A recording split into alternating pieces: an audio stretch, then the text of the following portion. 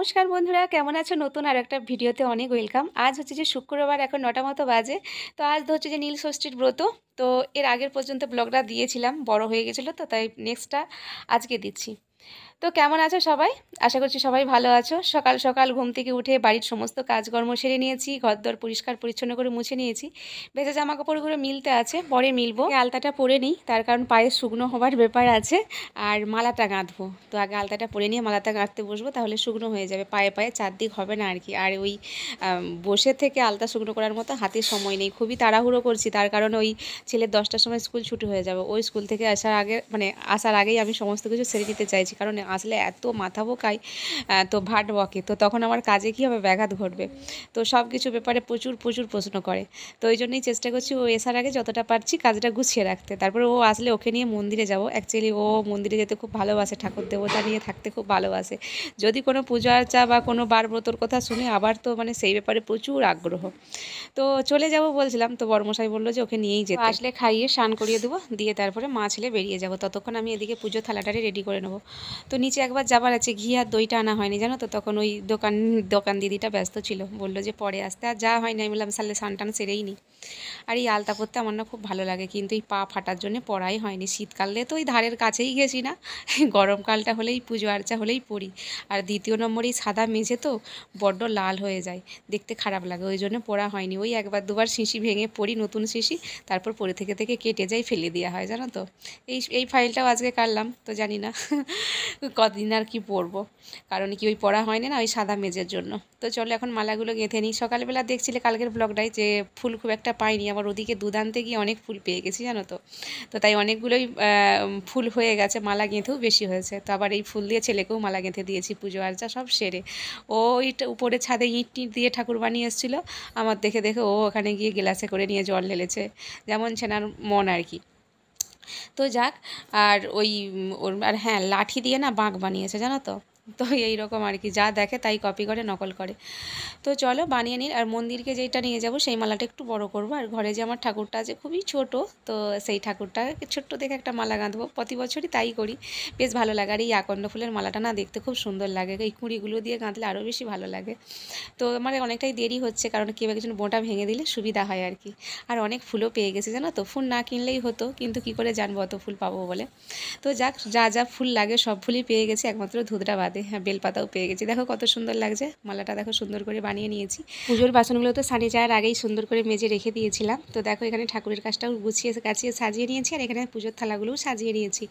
ঘরে যেইটা পুজো করব সেই থালাটাও এই যে এখানে সাজিয়ে রেখেছি, আর মন্দিরকে যেটা নিয়ে যাব সেটাও সাজিয়ে নিয়েছি। চোখের সামনে সব কিছু থাকলে তাহলে সুবিধা হবে আর কি পেতে। দুধ আছে, গঙ্গা জল আছে, ডাব আছে, ডাবটা ভাঙবো। আর এখানে আছে আতপ চাল, দুলফা, পৈতা, আর নীলকণ্ঠ ফুল পেয়ে গেছে না তো, নীল অপরাজিতা ফুল, আর একটাই হলুদ গোলকে ফুল পেয়েছি, থাক মন্দিরেই দিয়ে দেবো। বেলপাতা, কিছু সাদা ফুল আছে, গাঁদা ফুল আছে, আর আকন্দ ফুলের মালা, সাথে 3 রকমের ফল, মধু। তো এই তো ব্যাস, এটাই আমার পুজোর উপকরণ। মানে ওই পঞ্চামৃত করব আর কি, দুধের সাথে দই, ঘি, মধু আর শর্করা মানে চিনি দিয়ে দেবো, 5 রকম দিয়ে, আর ওটা দিয়ে অভিষেক করব। আর শেষকালে ওই ডাবের জল দেবো, আর এমনি জল, গঙ্গা জল মিশিয়ে শেষকালে ঢেলে দেবো। এই দুধের সাথেই সব কিছু মিশিয়ে দিচ্ছি, একটু করে মধু, ঘি দিয়ে দিয়েছি, দইও দিয়ে দেবো এর সাথে, আর চিনি দিয়ে দেবো। আর ঘিয়ের প্রদীপটা তো আগের দিন ছেলেকে টিউশন দিতে গিয়ে কিনে নিয়ে এসেছিলাম, ঘরেই বানিয়ে নিয়েছি, ঘিয়ের প্যাকেট কিনে নিয়ে এসে। তো ওই মন্দির থেকে প্রদীপ কিনতে গেলে 5 টাকা করে নিয়ে যায়। আমি যদি 5 টাকার দীপ কিনে দিয়ে এসে আমার 5টা প্রদীপ হয়ে যাবে। ঘিও আমার বাড়িতে ছিল, ঘিটা কিনতে হতো না, অ্যাকচুয়ালি নোংরা হাত দিয়ে দিয়েছি, তো তাই ঘিটা কিনতে যেতে হলো। এই আসলাম আর কি।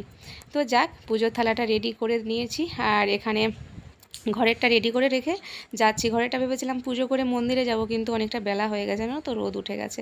আগে মন্দির থেকে আসবো, এসে তারপরে হচ্ছে যে ঘরের পুজোটা সারবো। তো এখানে দেখো ডাবটা ছোট হলেও ডাবটায় না ভর্তি পুরো জল ছিল জানো তো। তবে মালাটা মনে হচ্ছে খুব একটা মানে বড় নয়, ছোট, ওই জন্য এই সামান্য জল বেরিয়েছে, কিন্তু টইটুম্বুর জলে ছিল ভর্তি। তো চলো ডাবের জলটাও ঢেলে নিয়েছি, সামান্য একটু ঘরের জন্য রেখে যাচ্ছি, আর বাদবাকি মন্দিরকে নিয়ে চলে যাচ্ছি। থালায় এইভাবে সুন্দর করে সাজিয়ে রেখেছি। 3 রকমের ফল আছে, তবে কাঁচা আমটা ফেলে ভালো হতো, কাঁচা আম বা বেল দেয়, তো বেলের যা দাম বাবা, 50 টাকা একটা বেল, তাই বেলের ধারকে যায়নি।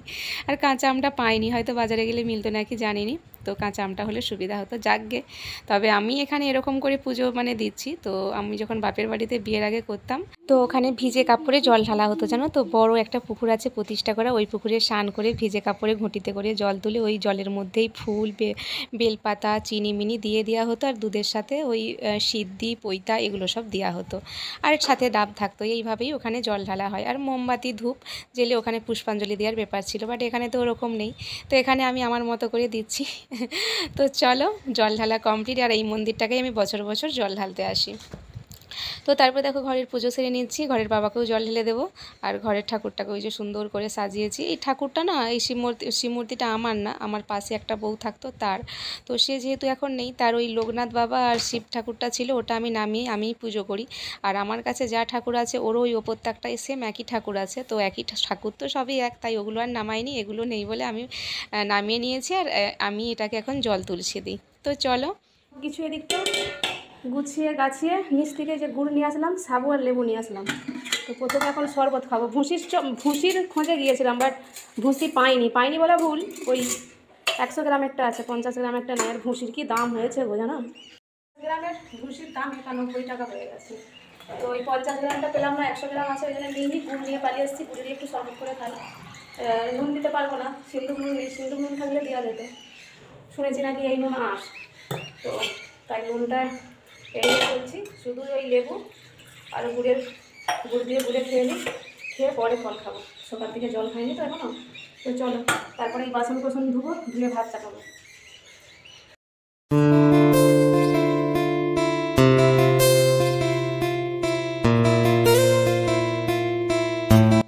তো এখানে একবারে দেখো সাবুগুলোও ধুয়ে ভিজিয়ে রেখে দিচ্ছি, কারণ ভিজতে টাইম লাগবে তো, কারণ দুপুরবেলা আবার খাবো, মনে থাকবে না কোথায় কি, ওই জন্য ভিজিয়ে একবারে সাইড করে রেখে দিচ্ছি। তারপরে এখানে ভাতের উনুনটা জ্বালবো। বরবাবুর জন্য এখানে একটু ঠাকুরের বেলপাতার পাদুকা রাখছি, আসলে দুবো মনে করে কাছে রেখেছি যাতে না ভুলে যায়। তো এখানে ভাত হয়ে গেছে, কৌটোয় করে ডাল সেদ্ধ দিয়েছিলাম। ডালটা না একটু চাপচাপ হয়ে গেছে, নইলে কাঁচা সরষের তেল ঘুরিয়ে দিলেই খেয়ে নিত। একটু পেঁয়াজ দিয়ে ফোড়ন দিয়ে দেবো, আর ফ্রিজে মাছ ছিল ভেজে দিচ্ছি। এই 2 পিস চাকা মাছের ঝাল করে দেবো, আর চুনো মাছগুলো ওবেলার জন্য রেখে দেবো। ওবেলার জলদা ভাতের চান নিয়ে নিয়েছি জানো তো, বাপ বেটার জন্য। আর আলু ভাতে, এই তো দুপুরে সেদ্ধ ভাত। তারপরে ওদেরকে খেতে টেতে দিয়ে হেসেল মেসেল গোছ করে আমি নিয়ে বসেছি এই যে সাবু আর একটা কলা। তখন ওই গুড়ের শরবত খাওয়ার পর মাঝে একটু খিদে পেয়েছিল, কলা খেয়েছিলাম, তারপরে আর কিছু খাওয়া হয়নি। তারপর দেখছি কাজকর্মর সাথে হেসেল মেসেল গোছ করতে খিদে হয়ে গেছে। তো ছেলেও এসে মুখ বাড়াচ্ছে যে মা খাবো, আমিও খেতে ভালোবাসি। তো আমারও মনে পড়ছে যে আমার মাও যখন এরকম ব্রত করতো, যখন ছোট ছিলাম, তখন এরকম মার ব্রত করলে আমাদের কি মজা, আমরাও খেতাম। বেশ ভালো লাগতো, এখন ছেলেকে দেখে মনে পড়ছে। তবে এখন জানো তো এতবার ধরে খাচ্ছি, তবে বিয়ের আগে যে ব্রত করতাম না, এতবার খেতাম না। ওই সারাদিন উপাস দিতাম, বিকেলবেলা জল ঢেলে আসতাম, একবারে সন্ধেবেলা তারা দেখে যা খেতাম একবারে খেতাম। এখন আর মানুষের শরীরে অত জোর নেই জানো তো, রোগে ভর্তি, তাই এখন আর পারিনি। ওই জলমল খেয়ে নিই, জল সকালবেলায় ঢেলে দিয়েছে, আর মায়েরাও তাই করে। চলো এইটুকু আছে, ছেলেকে খাইয়ে দিই, তারপর ওর টিউশনের পড়া করাবো। তো 6:30টার মতো বাজে, তো সন্ধে দিয়ে বসে আছি, দেখছি ছেলে চলে এসেছে। আজকে 4:30 থেকে 6:30 অবধি টিউশন ছিল। তো আজকে আর ওর বাবা আনতে যায়নি, যা তার ছেলেকে আনতে গিয়েছিল। তো একবারে আমার ছেলেকেও এদিক হয়ে গিয়েছিল, দিয়ে গেল। তো তরমুজটার ওবেলা কাটিনি জানো তো, এবেলা আর 30টাতে দেয়নি। ছেলে এসে তুমি কাটোনি তরমুজটা, কাটো আমি খাবো। তরমুজ খেতে খুব ভালোবাসে। দেখো তরমুজটা বেশ ভালোই লাল, কিন্তু অতটা না টেস্ট নেই, টেস্টটা কম, মিষ্টিটা আছে। আর একটু সাবু ভিজিয়ে রেখেছিলাম জায়ের জন্য, যে ভেবেছিলাম যা আসবে ছেলেকে দিতে বলবো একটু খেয়ে যাও। ও মাসে উঠে এলো না, বললো সন্ধে দেবো পালিয়ে যায়। তো থাক, আমি আর খাবো না। ওই দুছিয়া তরমুজ খেয়েছি, আর ওকে কেটে দিয়েছি, ও খাচ্ছে। ওই যে ফলের থেকে না সাবুটা খেলে অনেকখানি পেটটা ভার থাকে, আর ভালোও লাগে। টন্দে দেওয়ার পর কাপড়টা ছেড়ে ফেললাম।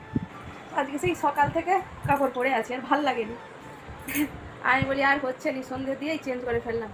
একটু যেন গাটা খালি খালি লাগছে, হালকা হালকা লাগছে। তো এই সবসময় কাপড় পরে থাকা অভ্যাস নেই তো, তো বিরক্ত হয়, বিরক্ত লাগে। আর গ্রামে গেলে তখন বাধ্যগত পড়তে হবে, তখন অভ্যাস তখন সয়ে যায় আর কি, চাপে পড়ে। তো চলো, ডিনার কমপ্লিট। তো ডিনারে তো কী আছে বলেই দিয়েছি আগে। আর দেখো আমার এখনও ব্ল্যাঙ্কেট লাগছে না গো, আজকেই ব্ল্যাঙ্কেট লাগছে। আমাকে না এই কয়েকদিন বৃষ্টি হওয়াতে হালকা ফুলকা বৃষ্টি হয়েছে, তাতেই যেন শুধুই ঠান্ডা লাগছে, ওই জন্য ব্ল্যাঙ্কেট নিয়ে শুতে এসেছি। ওকে দেখলে হাসবে। অ্যাকচুয়ালি পাখাটা বন্ধ করতে বলছিলাম, বড় মশাই বলছে আমাকে গরম লাগছে, শুতে হলে বাইরে গিয়ে শু। তাই কী করবো, নিজের চিন্তা নিজেই করছি। আর আলো বন্ধ করতে দিয়ে দেখো ছেলে লেগে গেল, একটু মলম লাগিয়ে দিচ্ছি। তো চলো আজকের ব্লগটা একটু, সবাই ভালো থেকো, গুড নাইট, দেখা আছে নতুন